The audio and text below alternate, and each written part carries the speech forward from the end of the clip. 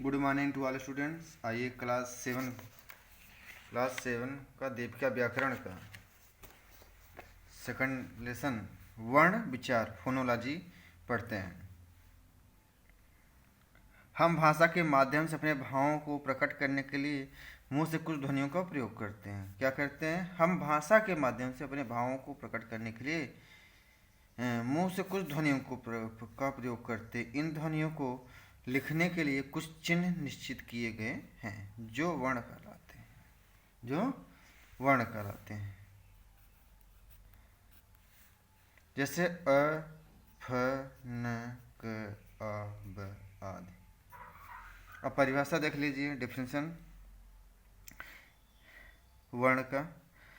हिंदी में जिन ध्वनियों का प्रयोग हम मौखिक रूप में करते हैं, हिंदी में जिन ध्वनियों का प्रयोग हम मौखिक रूप में करते हैं उन्हें लिखित रूप में व्यक्त करने वाले चिन्ह वर्ण कहलाते हैं।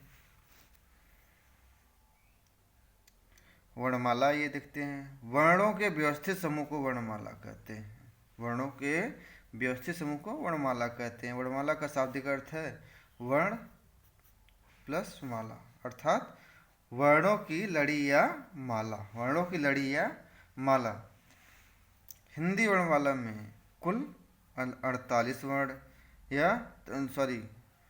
हिंदी वर्णमाला में कुल 48 वर्ण तथा 4 संयुक्त वर्ण हैं। इस प्रकार हैं।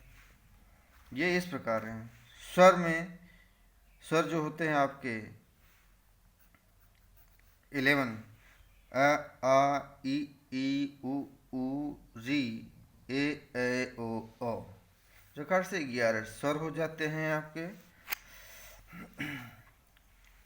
और व्यंजन में आइए, 33 व्यंजन हैं जिसमें क, ख, ग, घ, अंग, च, छ, ज, झ, ञ, ट, ठ, ड, ढ, अड़, त, थ, द, ध, न, प, फ, ब, भ, म। इस प्रकार से आपके ये 25 वर्ण हो गए। फिर ये य, र, ल, व, श, ह हो गए आपके 33 व्यंजन। फिर अयोगवाह ये देखते हैं। अयोगवाह 2 होते हैं। यहाँ पर य, र, ल, व, श है। 33 व्यंजन हो गए। फिर आइए देखते हैं अयोगवाह अंग अह 2 हो गए। अन्य में अड़ और अढ़ होते हैं, ये 2 हो गए। और संयुक्त व्यंजन छत्र, ज्ञ, स्र।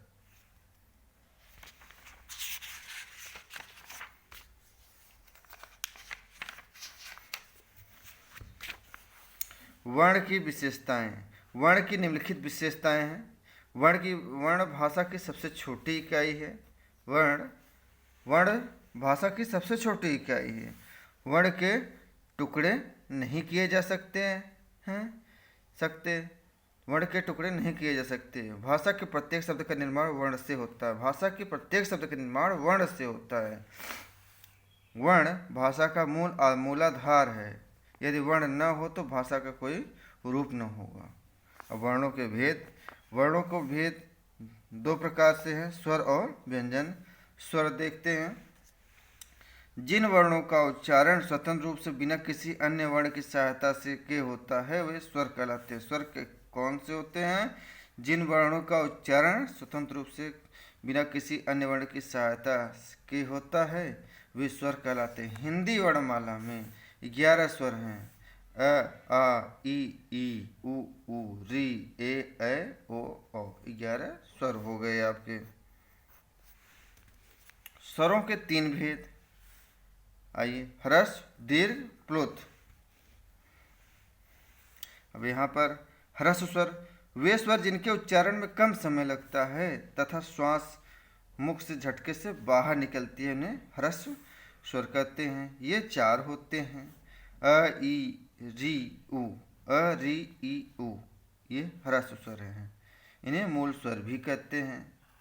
इन्हें मूल स्वर भी कहा जाता है ह्रस्व स्वर को।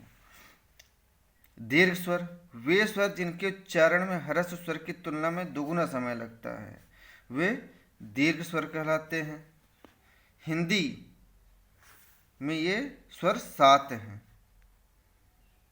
आ, ई, उ, ए, ओ, औ। इन्हें संधि स्वर भी कहते हैं।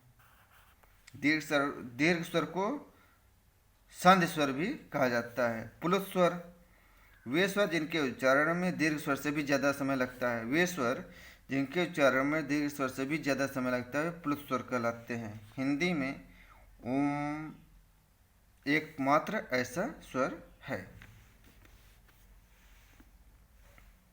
प्लुत स्वर का उच्चारण वेद मंत्रों या प्लुत स्वर का जो उच्चारण है जैसे ओम वेद मंत्रों या प्रार्थना में किया जाता है।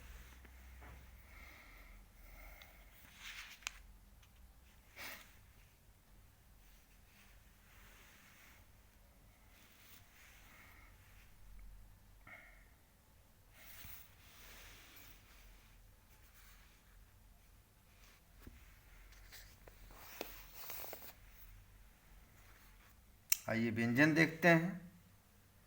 जिन ध्वनियों के उच्चारण में स्वरों के सहयोग की आवश्यकता पड़ती है, जिन ध्वनियों के उच्चारण में स्वरों के सहयोग की आवश्यकता पड़ती है तथा उच्चारण में हवा मुख के अलग अलग स्थानों से टकराकर बाहर निकलती है, व्यंजन कहलाते हैं। हिंदी में इनकी संख्या 33 है। इनका उल्लेख पाठ में पीछे किया जा चुका है। व्यंजन के भेद व्यंजनों का वर्गीकरण मुख्यतः 2 आधारों पर किया जाता है, स्पर्श आधार के आधार पर और श्वास की मात्रा के आधार पर। अब आइए पहला फर्स्ट टाइप जो है स्पर्श के आधार पर व्यंजनों के भेद। स्पर्श के आधार पर व्यंजनों के 3 प्रकार से बांटा गया है। स्पर्श व्यंजन, अंतस्थ व्यंजन, ऊष्म व्यंजन। स्पर्श, अंतस्थ और ऊष्म व्यंजन 3 प्रकार में बांटा गया है। तो अब पहला स्पर्श व्यंजन देखते हैं। आइए इसमें क्या है, जिन व्यंजनों का उच्चारण करते समय जीभ मुख के किसी न किसी भाग को स्पर्श करती है उन्हें स्पर्श व्यंजन कहते हैं। ये संख्या 27 है, 27 तथा 5 भागों में विभक्त है, 1 2 3 4 5। इसमें क वर्ग में क ख ग घ अंग है, च वर्ग में च छ ज ज इ है, ट वर्ग में ट ठ ड ढ ड़ और ढ़ भी है। त वर्ग में त थ द ध न भी है। प वर्ग में प फ ब भ म। आइए विशेष भाग देखते हैं नोट के रूप में। अड़ और अढ़ उच्छिप्त व्यंजन कहलाते हैं। ये जो अड़ और अढ़ हैं ये उच्छिप्त व्यंजन हैं। यह ऐसे वर्ण शब्द हैं जो शब्द के शुरू में नहीं आते। इनसे बने कुछ शब्द इस प्रकार हैं। अड़ से देखिए शब्द कड़ी, छड़ी, थोड़ा, धड़कन, मकड़ी, लकड़ी आदि। और अढ़ से कढ़ाई, बूढ़ा, चढ़ाई, सीढ़ी, गढ़, दाढ़ी, गाढ़ा आदि। अब अंतस्थ व्यंजन का दूसरा प्रकार जो है स्पर्श के आधार पर अंतस्थ व्यंजन, जिन व्यंजनों के उच्चारण में अंदर से बाहर की ओर शक्ति लगती है, जिन व्यंजनों के उच्चारण में अंदर से बाहर की ओर शक्ति लगती है, ये व्यंजन स्वरों और व्यंजनों के मध्य में स्थित होते हैं। इन्हें अंतस्थ व्यंजन कहते हैं। ये व्यंजन स्वरों और व्यंजनों के मध्य में स्थित होते हैं, इन्हें अंतस्थ व्यंजन कहते हैं। इनकी संख्या 4 है अंतस्थ व्यंजन की। य, र, ल, व। ऊष्म व्यंजन, इन व्यंजनों के उच्चारण में एक प्रकार की सुरसुराहट सी होती है, अर्थात बोलते समय वायु रगड़ खाती हुई सी मुख से बाहर निकलती है जिससे ऊष्मा उत्पन्न होती है, अतः इन्हें ऊष्म व्यंजन कहते हैं। ये संख्या में 4 हैं, जैसे श श श है। ऊष्म व्यंजन भी 4 हैं, श श श है। आइए अब श्वास की मात्रा के आधार पर देखते हैं व्यंजन के भेद। श्वास की मात्रा के आधार पर व्यंजनों के भेद। श्वास के आधार पर व्यंजनों के मुख्य 2 भेद होते हैं, अल्पप्राण और महाप्राण।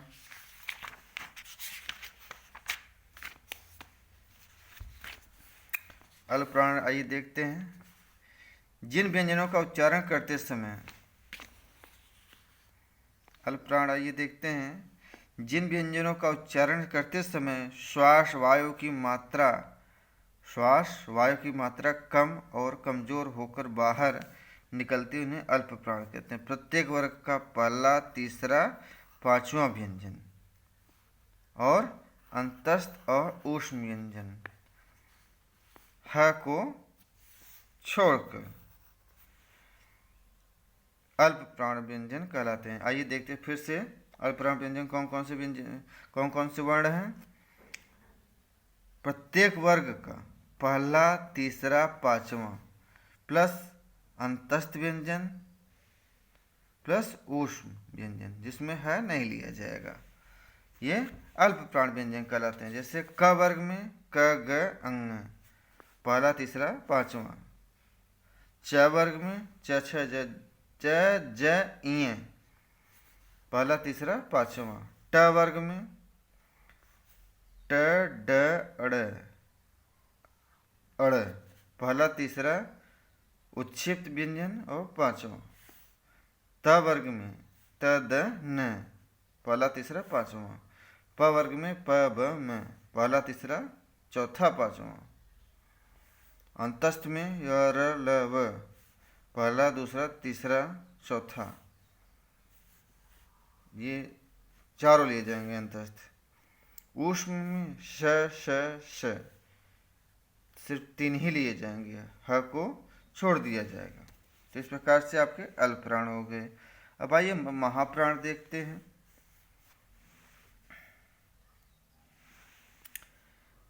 जिन व्यंजनों का उच्चारण करते समय श्वास वायु की मात्रा अधिक वेग से मुख से बाहर निकलती है तथा ह की ध्वनि सुनाई देती है, उन्हें महाप्राण व्यंजन कहते हैं। प्रत्येक वर्ग का दूसरा व चौथा वर्ण ऊष्म व्यंजन है महाप्राण व्यंजन कहलाता है। प्रत्येक वर्ग का दूसरा और चौथा तथा ऊष्म व्यंजन है महाप्राण व्यंजन कहलाते हैं। आइए क वर्ग में देखते हैं। ख और घ, दूसरा और चौथा। च वर्ग में छ और झ, दूसरा और चौथा। ट वर्ग में ठ ढ ढ़, दूसरा चौथा उच्छिप्त व्यंजन। त वर्ग में थ और ध, दूसरा चौथा। प वर्ग में प भ, दूसरा चौथा। ऊष्म व्यंजन है चौथा। तो इस प्रकार से ये महाप्राण व्यंजन हो गए।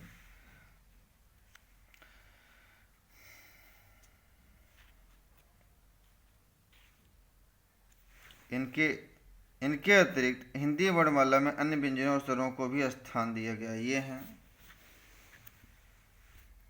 आइए संयुक्त व्यंजन क्या है, आइए देखते हैं। संयुक्त व्यंजन 2 व्यंजनों के संयोग से बने वर्ण को संयुक्त व्यंजन कहते हैं। ये संख्या में 4 हैं। छ त्र ज्ञ स्त्र, इनके संयुक्त तथा उससे बने शब्द निम्नलिखित हैं। संयुक्त वर्ण शब्द, अब यहाँ पर देखिए क धन श, क्षत्रिय, कक्षा, क्षेत्र, क्षमा। त धन र, त्र हो जाएगा। नेत्रेता, त्रिगुण, अस्त्र, मित्र। ज धनीय, ज्ञ, ज्ञानी, ज्ञानी, ज्ञे, ज्ञाता। स धन र इक्वल श्र, श्रमिक श्रुति विश्राम श्रम। अब आइए द्वित व्यंजन देखते हैं। समान अर्थ वाले व्यंजन शब्द, समान अर्थ वाले व्यंजन जब शब्द में दो बार प्रयुक्त हो उन्हें द्वितीय व्यंजन कहते हैं। समान अर्थ वाले व्यंजन जब शब्द में दो बार प्रयुक्त हो तो उन्हें द्वितीय व्यंजन कहते हैं।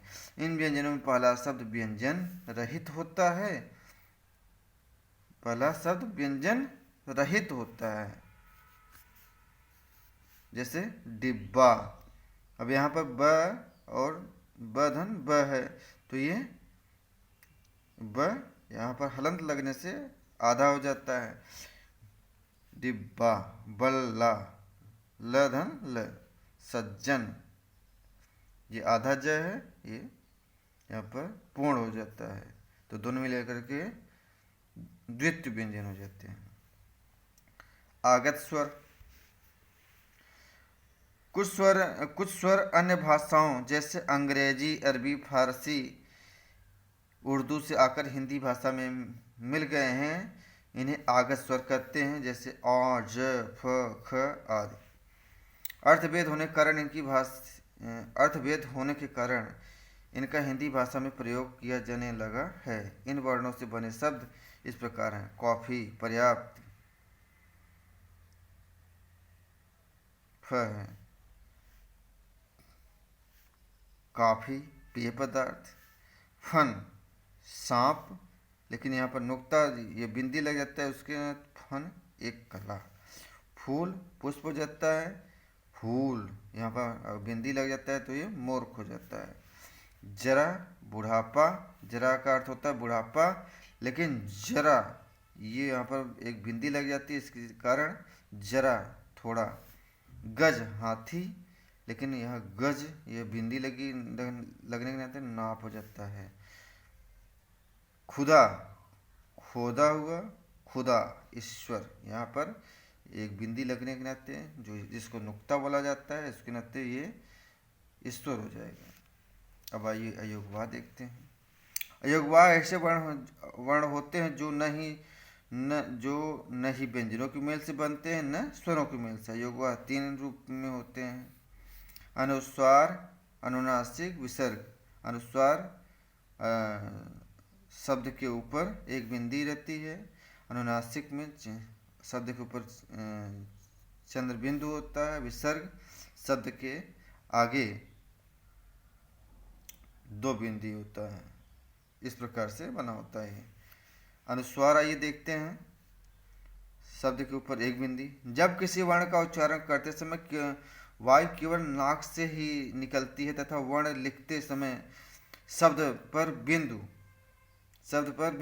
ये देखिए यहाँ पर इसका साइन चिन्ह लगाया गया है, लगाकर दर्शाया जाता है। जैसे बिंदु को ही अनुस्वार कहते हैं। जैसे यहाँ पर ये है देखिए, डंडा, चंचल, अंग, पतंग आदि।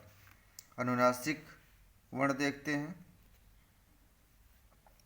अनुनासिक जिन वर्णों के उच्चारण में हवा नाक और मुंह दोनों से निकलती है अनुनासिक कहा जाता है। इन्हें लिखते समय शब्द पर चंद्रबिंदु, यहाँ पर चंद्रबिंदु लगाकर दर्शाया जाता है। जैसे आंख, चांद, माद आदि। अब विसर्ग क्या है? अक्षर के अंत में लगने वाले दो बिंदु, ये जो यहाँ पर साइन दिया गया है, दो बिंदु को विसर्ग कहते हैं। इनका उच्चारण हल्के से है शब्द जब उच्चारण करते हैं तो ह शब्द मुंह से निकलता है। शब्द की भांति होता है, जैसे अतः, प्रातः, पुनः, प्रायः, मनः, स्थित, संभवतः आदि।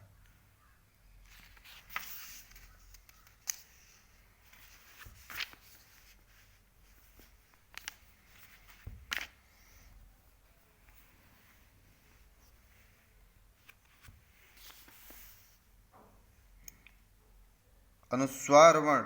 अनुस्वार में वर्ण का उच्चारण केवल नाक से होता है। अनुस्वार में वर्ण का उच्चारण केवल नाक से होता है, जबकि अनुनासिक उच्चारण मुंह नाक दोनों से होता है। अनुस्वार युक्त व्यंजन के उच्चारण में अपेक्षाकृत अधिक समय लगता है, जबकि अनुनासिक में समान वर्ण जितना ही समय लगता है।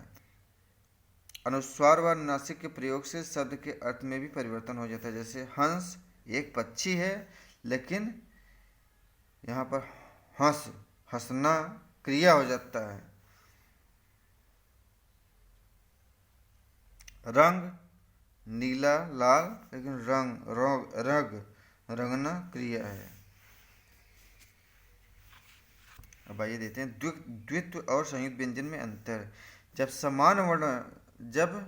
समान वर्ण आपस में जुड़ते हैं तो द्वित्व व्यंजन कहलाते हैं, परंतु जब अलग अलग व्यंजन आपस में जुड़ते हैं तो संयुक्त व्यंजन कहलाते हैं। फिर से देखिए, जब समान वर्ण आपस में जुड़ते हैं तो द्वित्व व्यंजन कहलाते हैं, परंतु जब अलग अलग व्यंजन आपस में जुड़ते हैं तो संयुक्त व्यंजन कहलाते हैं।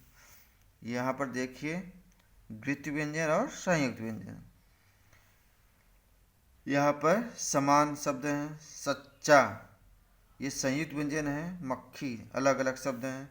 दिल्ली समान शब्द हैं, द्वित्व व्यंजन है, संयुक्त व्यंजन। गुच्छा पक्का द्वित्व व्यंजन है। अच्छा संयुक्त व्यंजन है। बच्चा द्वित्व व्यंजन है, संयुक्त व्यंजन। भस्म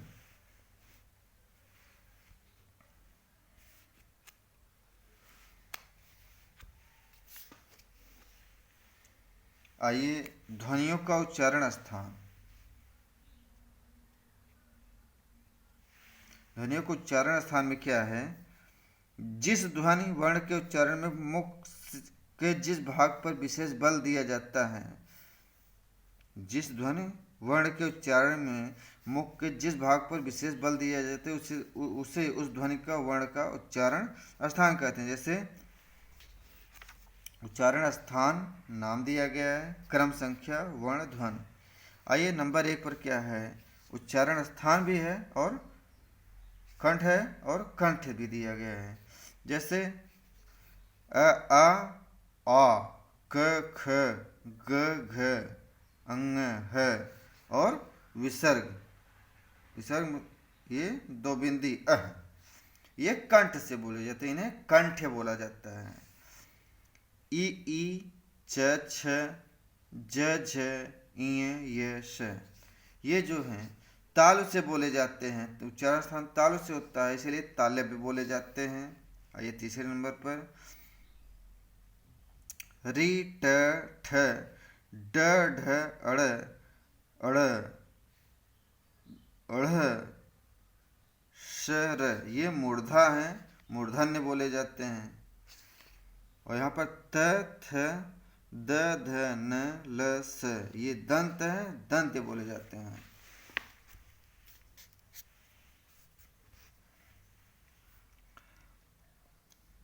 अब यहाँ पर देखिए 5वें नंबर पर प फ ब भ म उ ये ओष्ठ उच्चारण स्थान ओष्ठ है और ओष्ठ नाम है इनका। ऐ कंठ तालु उच्चारण स्थान कंठ तालु, कंठ तालव भी बोला जाता है, नाम है इनका। ओ कंठ ओष्ठ जिनको कंठ ओष्ठ बोला जाता है। व फ दंत ओष्ठ उच्चारण स्थान है, दंत ओष्ठ बोले जाते हैं। अंग